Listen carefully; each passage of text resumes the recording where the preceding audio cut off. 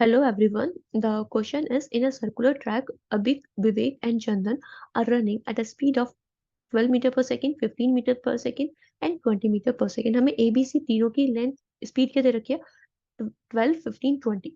If they move in the same direction, they will meet with each other for the first time in 60 seconds. Had they run in the direction which are not at all same along the circular track, then when they will meet for the third time in the starting point.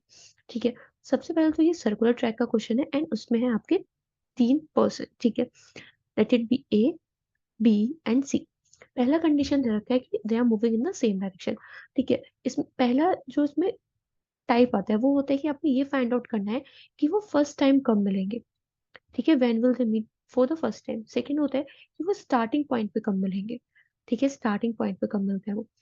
जब आपको ये calculate करना है 3% circular track पे move हो रहे हैं, first time कब मिलेंगे, तो आपको ये बताना होता है कि ए और बी कितने टाइम में मिलेंगे एंड बी और सी कितने टाइम में मिलेंगे. ठीक है, मतलब 3% है ना, दो पेयरिंग बना लो, या तो ए और बी, बी सी ले सकते हो, ए सी बी सी ले सकते हो. मतलब ए आपको दो पेयर बना रहे हैं यहाँ पे. ठीक है, जिससे कि तीनों पर्सन कवर हो जाए, एक इसमें कॉमन रहेगा. ठीक है, ए और बी के बीच में आप बताओ ए और बी, जब ए और बी को कितना टाइम लगेगा मिलने में एंड बी और सी को कितना टाइम लगेगा मिलने में. Then take LCM. इससे क्या लेना, एलसीएम. जब हमें ये पूछा है कि स्टार्टिंग पॉइंट पे वो लोग कब मिलेंगे, इसके लिए हमें बताना होता है कि ए को कितना टाइम लगेगा एक राउंड को कंप्लीट करने में, बी को कितना टाइम लगेगा एक राउंड को कंप्लीट करने में एंड सी को कितना टाइम लगेगा एक राउंड को कंप्लीट करने में. इसका एलसीएम. ठीक है, आई होप आपको ये दोनों पॉइंट समझ आ गए होंगे कि डिफरेंस क्या है इन दोनों में, क्योंकि हमें इन दोनों ही पॉइंट का इसमें यूज करना है. अब इसने बोला if the they move in same direction they will meet with each other for the first time in 60 second. ठीक है, इसका मतलब हमें फर्स्ट टाइम का हमें वैल्यू गिवन है 60 सेकेंड. ठीक है, फर्स्ट टाइम जब वो मिल रहे हैं कितने टाइम बाद मिल रहे हैं, 60 सेकेंड बाद. ओके, तो सबसे पहले हम ये फाइंड आउट करेंगे हमें क्या चाहिए, LCM of A and B को कितना टाइम लग रहा है. ठीक है, एंड बी एंड सी को कितना टाइम लग रहा है मिलने में, दैट इज 60. हमें कितना कितना गिवन है. ठीक है, and A A and B को कितना टाइम लगेगा मिलने में वो हम कैसे कैलकुलेट करेंगे. टाइम के लिए हमें डिस्टेंस अपॉन में स्पीड चाहिए. डिस्टेंस कितना है ट्रैक का, हमें नहीं पता, लेट इट बी एल. ठीक है, अपॉन में स्पीड कितना होगा तो ए और बी का, because they are moving in the same direction, तो इनके स्पीड क्या हो जाएगा, माइनस हो जाएगा, दैट इज 3. ठीक है, it means LCM of L upon में 3, कॉमा बी एंड सी को कितना टाइम लगेगा. डिस्टेंस जो ट्रैक का लेंथ है, हमने माना ट्रैक का लेंथ एल है. ठीक है, तो यहाँ पे कितना टाइम लगेगा, एल अपॉन में बी एंड सी का डिफरेंस कितना है 5, तो that will be L upon में 5 इज इक्वल्स टू में 60. ठीक है, अब हमें एलसीएम लेना है L upon 3 and L upon 5 का. देखो जब भी फ्रैक्शन वाले पार्ट का आपको एलसीएम लेना है, सपोज करो आपके सामने है 2/7 एंड 3/5, इसका एलसीएम क्या होगा. आपको केवल न्यूमरेटर वाला पार्ट का एलसीएम लेना होता है. ठीक है, डिनोमिनेटर वाला आपको नहीं देखना होता है. तो यहाँ पे हम सेम करेंगे, न्यूमरेटर पार्ट का एलसीएम, यहाँ पे एलसीएम कितना होगा, 6 होगा. ठीक है, तो यहाँ पे एलसीएम कितना होगा, यहाँ पे क्योंकि सेम सेम है तो एलसीएम भी एल आएगा. ठीक है, एल इज इक्वल टू में 60. इसका मतलब हमें लेंथ कितना मिल गया, 60 मिल गया ट्रैक का.